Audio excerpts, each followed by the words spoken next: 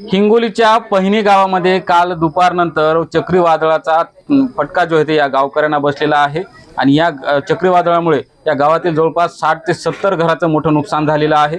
अनेकांची संसार उघड्यावर पडलेले आहेत। मी सध्या या गावामध्ये आहे। आपण ही विदारक स्थिती बघू शकता, कारण हे संपूर्ण राहतं घर आहे आणि या घरावर जे आहे ते संपूर्ण विटी पडलेले आहे, संपूर्ण नुकसान झालेलं आहे। या घरामध्ये चिमुकले सुद्धा होते, त्यांना सुद्धा जखमी झालेले आहेत। खरं तर आई वडील हे शेतामध्ये गेले होते। आपण बघतोय की संसारोपयोगी साहित्य आहे आणि संपूर्ण नष्ट झालेलं आहे। त्या पत्राखाली जर बघायला गेलं तर त्यामध्ये गहू, धान्य, कडधान्य ते देखील होते। देते तू होती का काल घरामध्ये चक्रीवादळ आलं तेव्हा? कसं होतं? घरीच होती मी।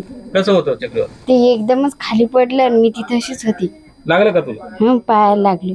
बर, तू होती का घरामध्ये? नाही, मी दुसरीकडे होती। शेताला गेली। बर, या घराची मालकीण आपल्यासोबत आहेत। ताई, कसं नुकसान झालंय काय सांगा? खूप नुकसान झालं। घरात मुलगीचे 10 वर्ष माझे सगळं मुलगी गेली।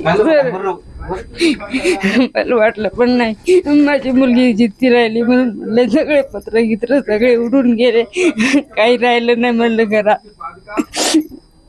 काय काय होतं घरामध्ये नुकसान? गहू होते, सगळं खाणं, सगळं गॅस वटा चूल सगळं गेलं तिथं। काही राहिलं नाही। माझी मुलगी म्हणलं काही नाही पहिली म्हणलं एवढ्याचे माझ्या मुलीच्या अंगावर पडलं। तुम्ही कुठे गेलते मग तेव्हा? आम्ही बाहेर गेलतो तिकडे, मी शेताच्या कामासाठी गेले। मी तिकडून येत पाहत आले, म्हणलं आपलं घर तर राहिलंच नाही, एवढ्यामध्ये कसं राहिलं आपलं घर म्हणलं। आता संसार उद्ध्वस्त झाला, आता कसा गाडा दाखवायचा? आता काय आम्ही बाहेर जाऊन झोपलो होतो हे दोकर, आता नेमकी चालू होत, आता काय करून होय। निश्चित अत्यंत विदारक स्थिती या गावामध्ये आहे, कारण अजूनही कोणी प्रशासकीय अधिकारी या गावामध्ये भेट द्यायला नाही। या घराचे मालक आहेत, दादा मोठं नुकसान झालंय, आता कसं दखणार आता संसारात? आता काय, आता शेतात गेलतो आम्ही, शेतातून दूध गीत घेऊन आलो, ते आता खाया पियाचं वांधाची। आता मुलीला सुद्धा लागले तुमचे? हो ना, हे काय पत्र गेली उडून, पडली भीक, दबलं आता ते सगळं आमचं खाया पियाचं। बर, मग आता खरीपाच्या तोंडावर आता तुम्ही खत बीत घेतलं होतं का? आता हे नुकसान झाले, आता कसं उडून गेलं, शेतातही बी म्हशीला लागलं पत्तर, गावातही बी कसं झालं। बैल कधी आलता का चक्रीवादळास? नाही, पहिलं नाही असं आलं, पण या बारीने लय झालं असं। ते आता सगळं दबलं, ते विटाय खालं खाया पियाचं।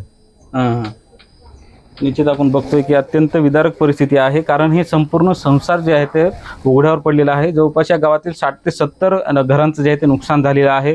विद्युत पोल देखील पडलेले आहेत, त्याचबरोबर जे शेतातील डीपी आहेत ते सुद्धा पडलेले आहेत। त्यामुळे मोठं नुकसान झालेलं आहे। गावकऱ्यांना जे आहे ते रात्रभर जागरण करून राहावं लागलेलं आहे। खरं तर काल दुपारनंतर जे आहे ते या गावामध्ये चक्रीवादळ परिस्थिती निर्माण झाली होती आणि घरांचं नुकसान झालं होतं। मात्र अजूनही प्रशासन असो किंवा या गावातील सरपंच असो, हे सुद्धा या गावातील नागरिकांच्या घरांची पाहणी केलेली नाहीये। त्यामुळे प्रशासनानं तात्काळ या घराची पाहणी करावी, पंचनामे करावे आणि जे नुकसानग्रस्त गावकरी आहेत त्यांना नुकसान भरपाई द्यावी, अशी मागणी आता या गावकऱ्यांकडून केली जात आहे। समाधान कांबळे, NDTV मराठी, हिंगोली।